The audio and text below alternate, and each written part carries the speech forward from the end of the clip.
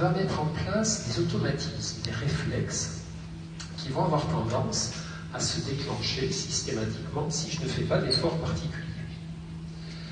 D'autres influences vont jouer également, c'est les influences du présent, non plus du passé mais du présent. Dans quel type de milieu j'évolue, dans quel type de société j'évolue, quelles sont les normes que cette société édicte et qu'elle me fait intérioriser.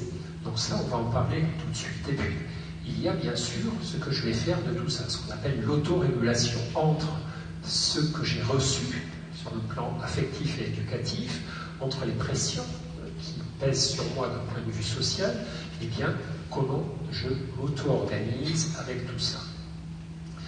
Alors, il y a un autre point théorique dont je ne vous ai pas parlé tout à l'heure, mais qui est important, ce sont les dimensions de l'estime de soi. Vous savez, l'estime de soi, c'est un peu comme l'intelligence. Vous savez peut-être que dans la lecture qu'on a aujourd'hui de l'intelligence, on considère qu'il y a sans doute plusieurs dimensions, même s'il existe une intelligence globale, il y a une intelligence verbale, une intelligence plus abstraite, sans doute existe-t-il aussi une intelligence émotionnelle, etc. Pour l'estime de soi, il y a aussi différentes dimensions, dont trois très évidentes. La première, c'est l'estime de soi liée à l'apparence physique. Est-ce que je suis satisfait de mon apparence physique? La deuxième, c'est l'estime de soi liée à mes compétences et à mes performances. Est-ce que je suis capable d'accomplir un certain nombre de choses de manière correcte et efficace? Et puis, une autre dimension liée au sentiment d'être populaire. Est-ce qu'il me semble qu'il y a un nombre minimum de personnes qui ont pour moi de l'estime, de l'affection, de l'admiration, etc.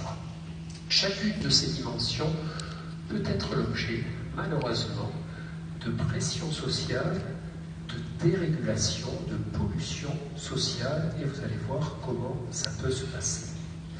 Alors on va prendre la première d'entre elles, la plus facile sans doute à comprendre et à expliquer, c'est celle qui concerne les pressions sur l'estime de soi portant sur la dimension de l'apparence physique.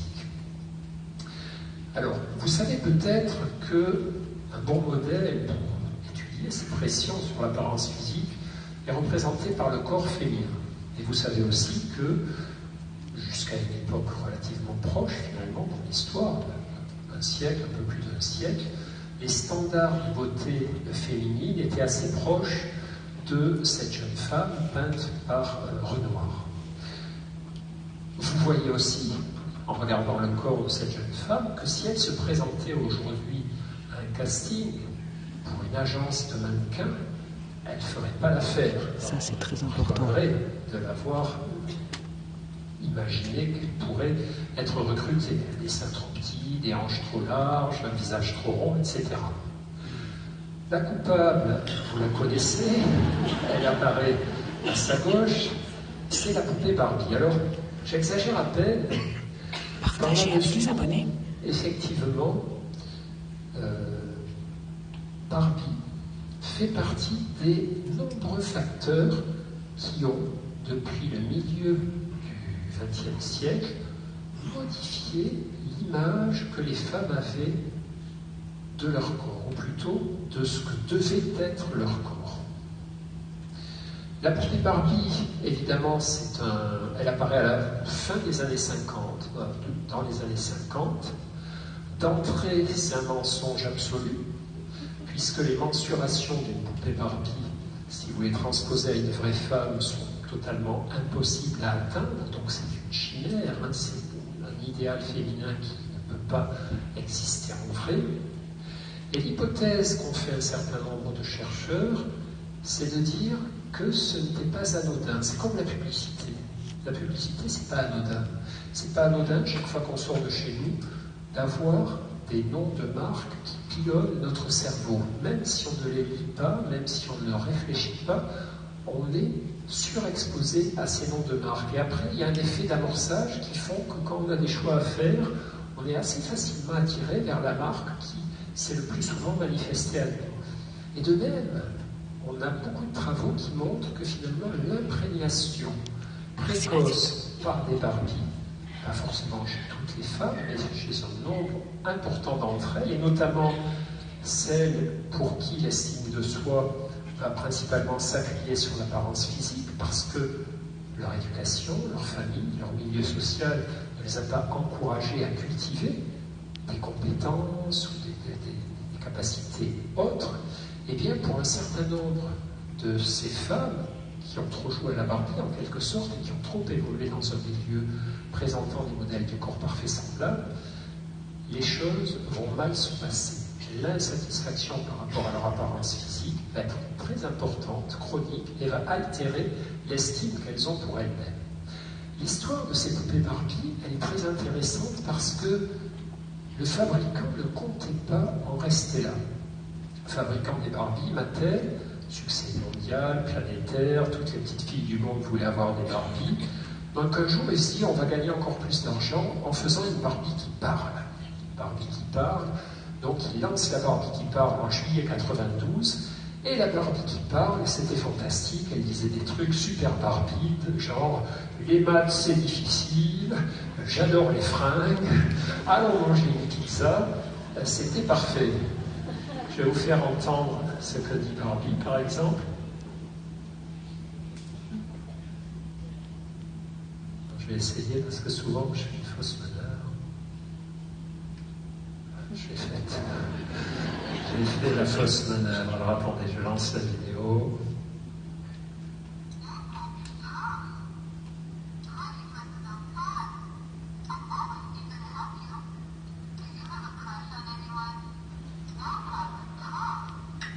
Bon, je ne sais pas si vous avez entendu, mais en gros, elle dit ce que je viens de dire. Alors là c'était trop. Toutes les féministes des États-Unis sont montées sur la chaise et ont dit maintenant ça suffit, les stéréotypes. Donc ces nanas qui ne peuvent pas exister, qui en plus sont des grosses cruches et sont nulles en maths, c'est pas possible. Pas possible. Donc en 3 mois c'était plié.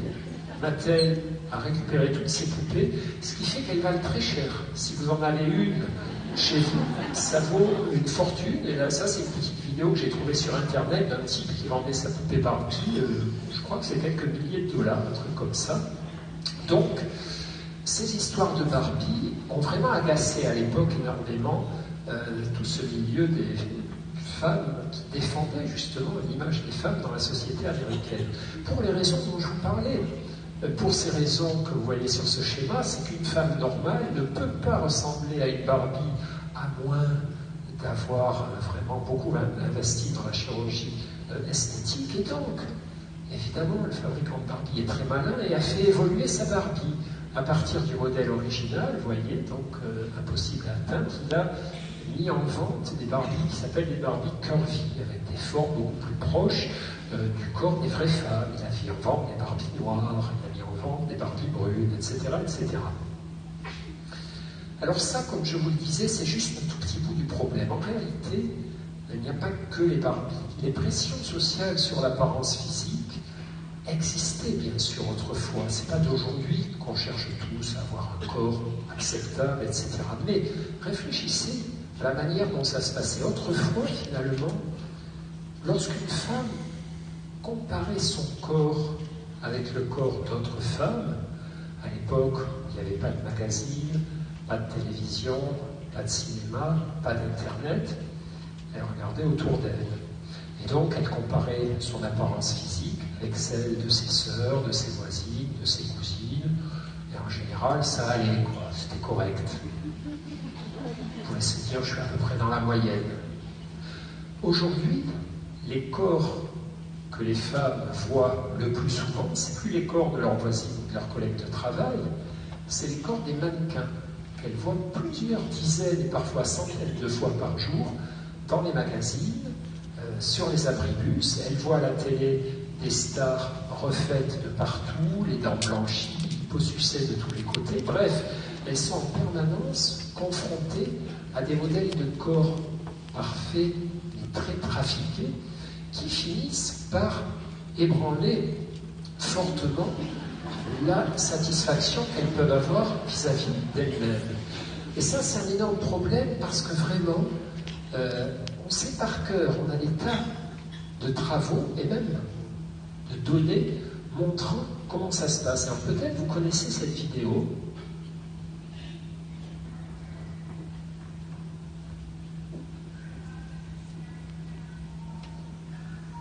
sert à quelque chose que je mette le micro, non?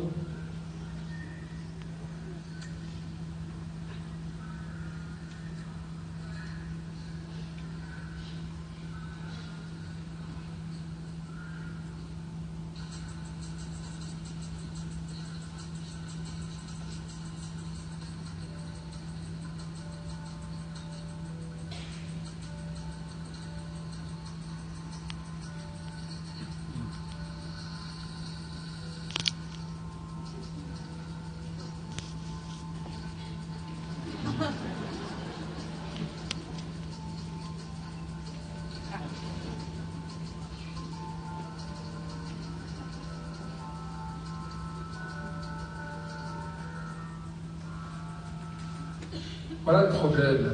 C'est-à-dire que toutes ces occasions de comparer son apparence physique avec d'autres personnes, je me demandais pourquoi vous rigoliez, si on voyait ma photo en train de me faire retoucher, nous expose à des modèles parfaits. Et ça, en psychologie comportementale, on sait que c'est catastrophique. Si je présente des modèles inatteignables à des personnes, ça ne les tire pas du tout vers le haut, ça les tire vers les bas et ça les pousse vers l'insatisfaction.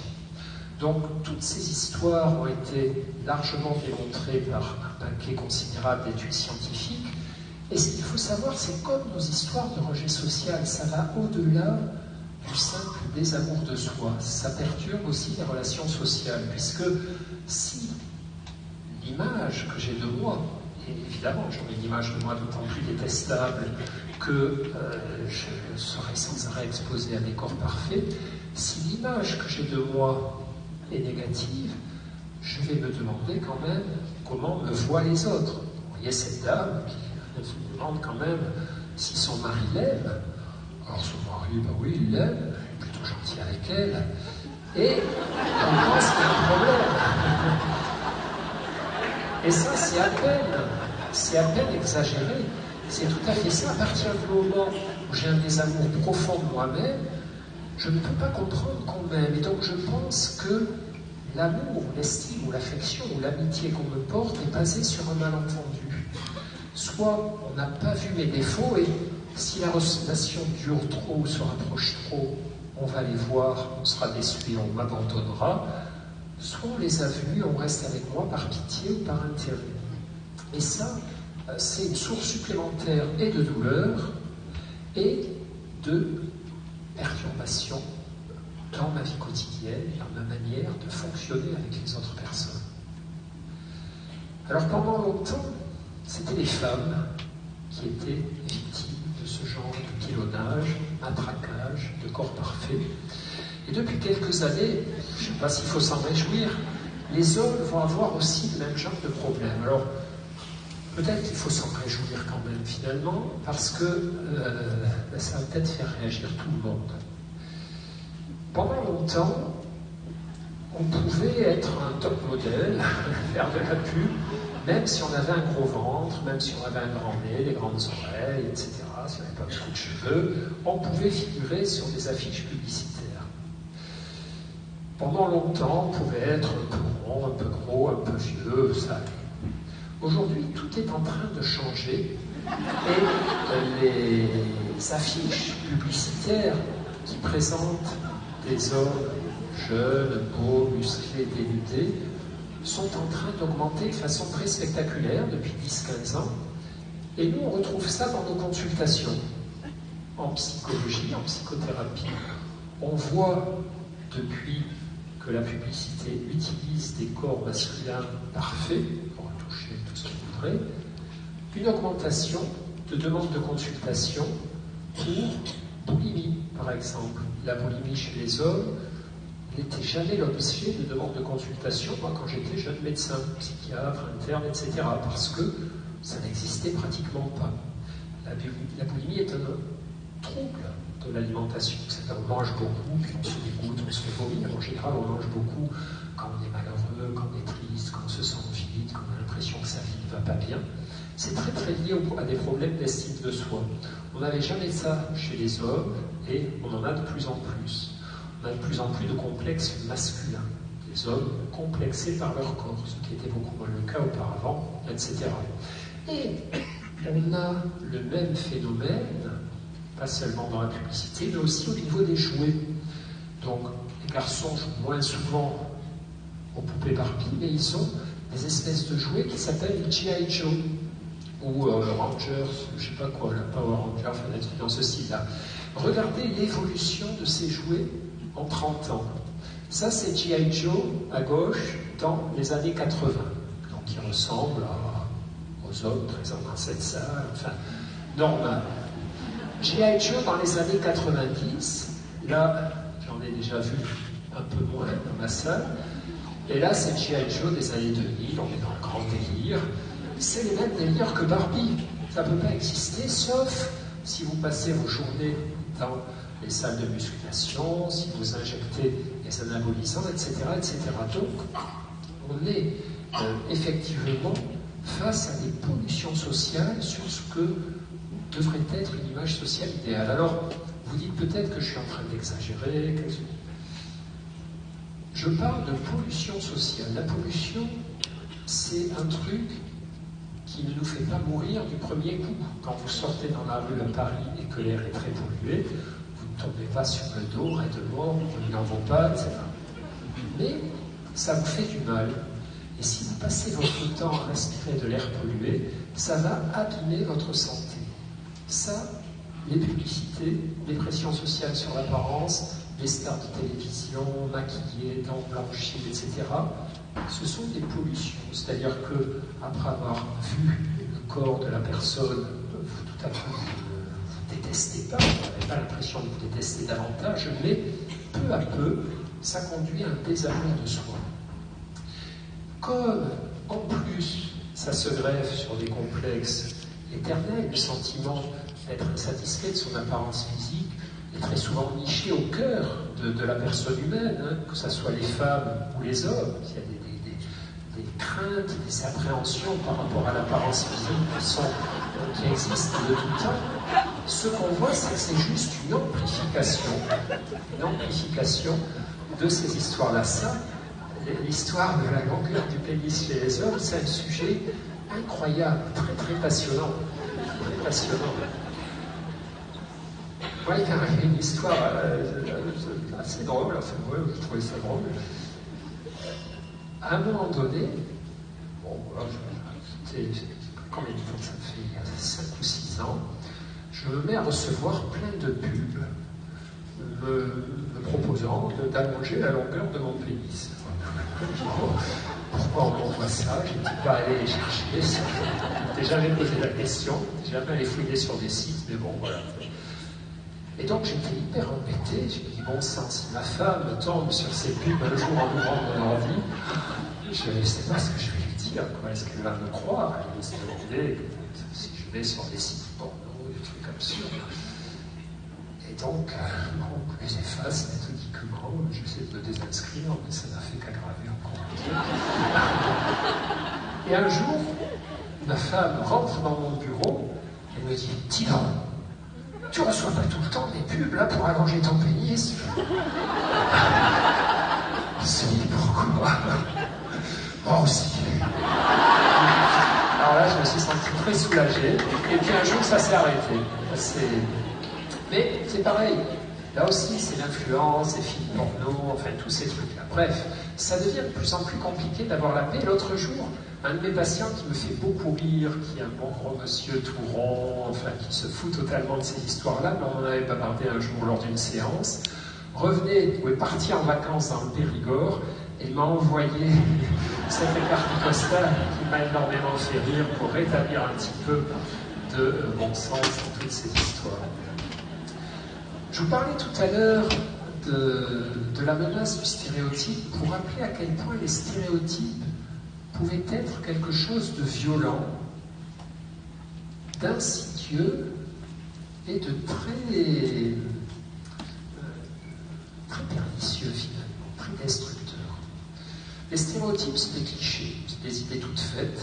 Il y en a plein dans nos têtes. Il y en a plein dans nos têtes. Aux États-Unis, où ont été conduits les travaux dont je vous parle là, il y a des clichés comme quoi les Noirs sont moins bons pour les tâches intellectuelles que les blancs. Ils courent plus vite, mais ils calculent moins bien. Voilà. D'autres clichés comme quoi les femmes sont beaucoup moins bonnes en maths que les hommes. Ce dont on s'aperçoit, c'est que quand vous faites venir au laboratoire de psychologie des étudiants noirs avec des étudiants blancs, enfin des Afro-Américains et des, je ne sais pas comment ça s'appelle, des Caucasiens, c'est le terme un peu politiquement correct, que vous leur dites rien de spécial, vous leur dites pas qu'ils sont en concurrence les noirs avec les blancs, chacun fait ses petites épreuves dans son coin, tranquille, vous faites passer des tests de rapidité intellectuelle, de culture générale, etc. Les noirs font évidemment aussi bien que les blancs. Par contre, si la manip, c'est de les réunir, mélanger les noirs et les blancs, vous dites, voilà, on va tester votre pertinence intellectuelle, on va tester vos aptitudes intellectuelles, etc. Ça suffit pour que les étudiants noirs fassent moins bien que les étudiants blancs. Et c'est pareil pour les femmes. Chaque fois que vous faites passer des épreuves d'aptitude, ça, c'est le problème des croyances. Toutes seules, elles s'en sortent très bien. S'il y a des garçons dans la salle, elles font moins bien. Pour le bricolage, c'est pareil. Monter une étagère Ikea, si vous ne les persécutez pas avec le stéréotype, elles s'en sortent très correctement. Si vous leur rappelez indirectement qu'en général les femmes sont nulles en bricolage ou nulles en maths, elles vont faire moins bien. Autrement dit, lorsque nous sommes victimes de préjugés de la part de la société, nous allons les intérioriser, y adhérer et y croire à notre corps défendant. C'est pour ça que ces histoires de lutte contre le sexisme, par exemple, sont très compliquées parce qu'il y a un bon nombre de femmes qui ont des stéréotypes sexistes. On pense qu'effectivement, les femmes sont plus cancanières, les femmes sont moins bonnes en maths et en bricolage, les femmes se font des vaches contre elles, que les mecs c'est plus fluent. Stéréotypes. Mais elles les ont intériorisés. C'est pour ça, vous voyez, je vous parle de ces études pour vous montrer que toutes ces influences qui paraissent comme ça, légères, anecdotiques, pas forcément lourdes, les unes à côté des autres, lorsqu'elles sont cumulées, lorsqu'elles sont répétées, lorsqu'elles représentent un pain culturel, pèsent à la fin très très lourd. Et donc, pour revenir à notre sujet, elles pèsent sur ces questions d'estime de soi. Dans la dimension satisfaction avec mon apparence physique, qui n'est peut-être pas la plus importante, mais quand même, qui joue un rôle, on sait bien qu'on a un ticket d'entrée minimum à obtenir pour être, sinon pas être rejeté par les autres, pour être accepté avec notre apparence physique, mais ça concerne aussi la dimension de nos performances, pas seulement l'apparence, mais aussi les performances. Alors, là encore, ça n'est pas nouveau. Depuis toujours, les sociétés humaines encouragent leurs individus à être appréciés par les autres, à faire de leur mieux pour être intégrés dans leur groupe social, etc. Mais ce qui a changé, et je vous recommande, si ça vous intéresse, cette histoire-là, ce bouquin d'un jeune chercheur en sociologie qui s'appelle Alexis Rosenbaum, ce qui a changé, c'est que la pression s'est intensifiée sur l'estime de soi. Dans les sociétés traditionnelles, les places sociales étaient très stabilisées. En gros, on changeait peu de place sociale. Si vous naissiez dans une famille de paysans, vous resteriez paysan toute votre vie. Si vous naissiez dans une famille de bourgeois, vous deviendriez un bourgeois. Si vous naissiez dans une famille de la noblesse, etc., etc. On ne vous laissez pas choisir votre conjoint. C'est les familles qui vous mariez avec quelqu'un. Vous n'aviez pas à choisir un métier. L'endroit où vous étiez né prédéterminait votre choix professionnel. Si vous êtes né dans un village de paysans, vous deviendrez paysan. Si vous êtes le fils du forgeron, vous deviendrez forgeron, etc. Et les femmes étaient au foyer.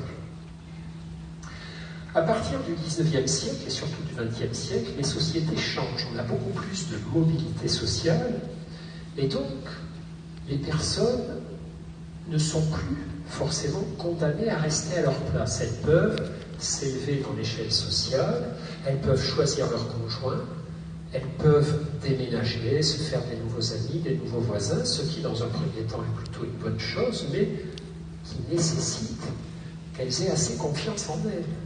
Autrefois, même si je n'avais pas confiance en moi, même si je n'avais pas une bonne estime de moi-même, de toute façon, je n'avais pas à plaire et à séduire, on allait me marier d'office, je n'avais pas à convaincre un employeur, je travaillais chez mon père, chez mon oncle, etc.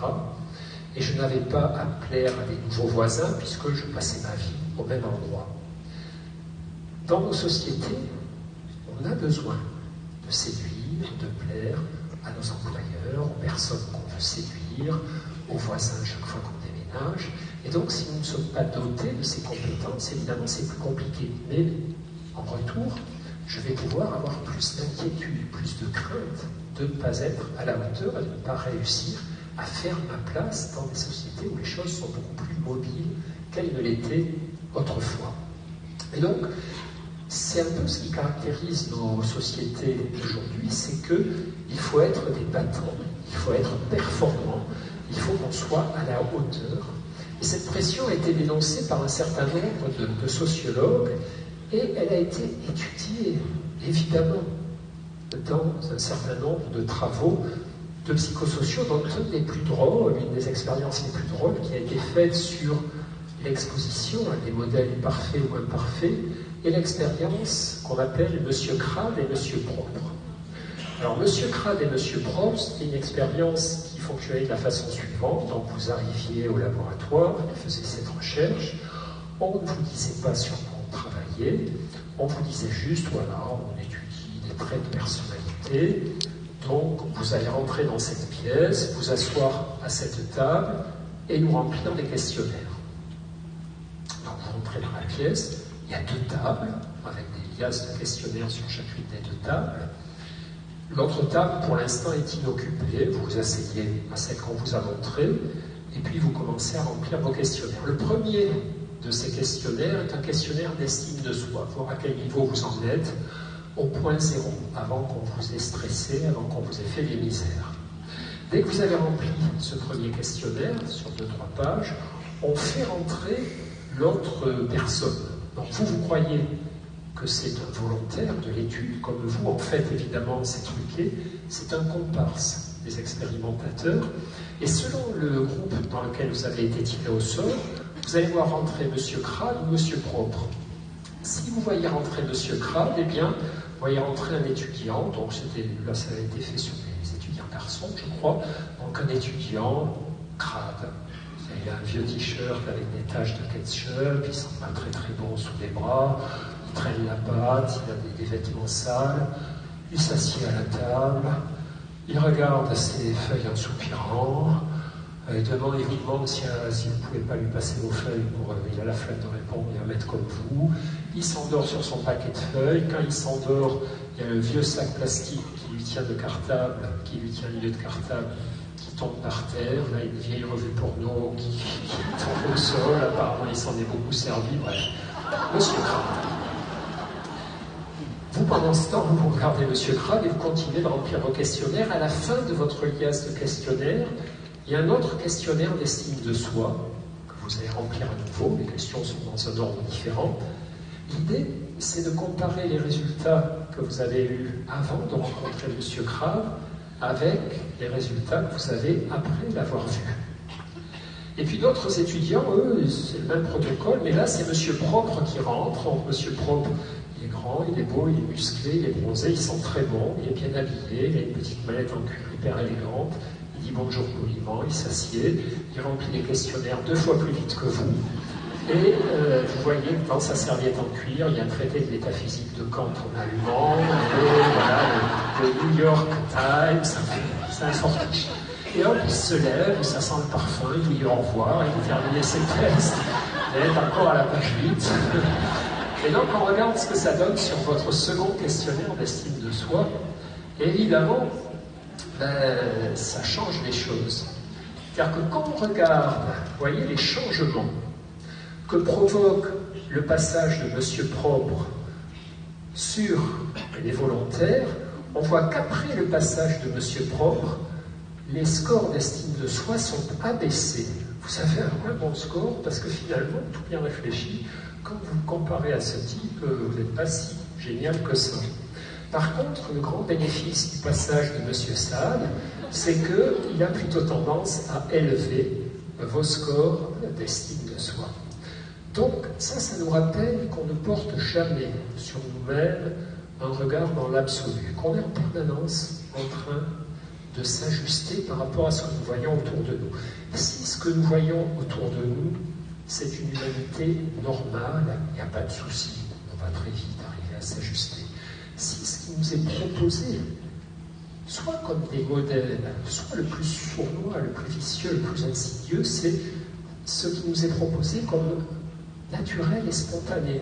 Le pire dans les photos de mannequins, pour en revenir à l'apparence physique, c'est par exemple les photos qui donnent l'impression d'avoir été prises au saut du lit. Vous savez, le mannequin un peu ébouriffé, c'est comme si elle sortait du lit. Ça fait 4 heures qu'il prépare la photo, et vous dites, merde, c'est comme ça qu'elle est au saut du lit. Voilà. Et c'est parfois le travail d'intoxication que font certaines personnes dans le milieu estudiantin. Moi, j'avais quelques copains comme ça, qui faisaient croire qu'ils ne révisaient jamais leurs examens. Ils disaient, non, moi, j'ai rien fait, toujours des notes infernales. En fait, ils faisaient comme des fous, mais ce qui leur paraissait le comble du chic, c'était de faire croire qu'ils ne faisaient rien. Mais on n'empêche que ça avait été une trouille terrible à tous les copains. Et notre société est une drôle de société parce que finalement, elle nous met une pression terrible, sans forcément le dire directement. Et ce qui fait que ce sentiment, cette peur d'être largué dans la course sociale, cette peur d'être inférieur aux autres, est un sentiment partagé par beaucoup de personnes. Et l'auteur qui a le mieux décrit ça, c'est évidemment Houellebecq, dans tous ses bouquins, qui traite de cette espèce d'angoisse fondamentale de l'infériorité, du déclassement, de la mésestime de soi, du mal occidental. La solution, elle n'est pas dans la surenchère, elle n'est pas dans la poursuite des modèles, dans la poursuite de la perfection. La solution, elle est paradoxalement dans le fait de se désengager de cette course-là. La solution, elle est, à mon avis, et de l'avis de beaucoup de personnes, du côté de l'humilité. Ce qu'on appelle l'humilité, c'est une attitude qui consiste à décider de se désengager des comparaisons et des compétitions. Un des auteurs qui a le mieux défini l'humilité, c'est le philosophe André Comte-Sponty, qui dit « L'homme humble ne se croit pas ou ne se veut pas inférieur aux autres. L'humilité, c'est pas s'abaisser. Il a cessé de se croire ou de se vouloir supérieur. C'est-à-dire finalement cette histoire-là de course à l'apparence, de course à la performance, de course à la popularité, c'est quelque chose dans quoi je vais laisser trop d'énergie, qui va provoquer trop de souffrance en moi, qui va provoquer trop autour de moi. Et donc c'est quelque chose à quoi j'ai intérêt